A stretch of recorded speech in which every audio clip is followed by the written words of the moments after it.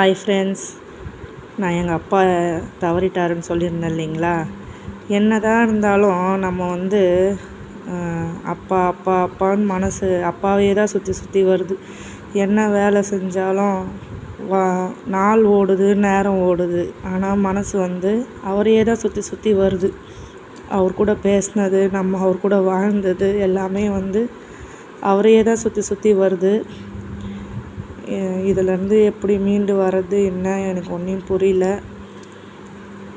ஏதாவது ஒரு அதிசயம் நடந்து அவர் கண் முன்னாடி நின்று மறுபடியும் கூப்பிட மாட்டாரா அப்படின்னு மனசு ஏங்குது, மனசு தவிக்குது. தெரியுது மனசுக்கு, அதாவது மூளைக்கு தெரியுது வரமாட்டாங்க அப்படின்ட்டு. ஆனால் மனசுக்கு தெரிய மாட்டேங்குது, மனசு ஏங்குது. அவர் தானே வேணும் அப்பா. ஆனால் அப்பா திருப்பி வருவாரா?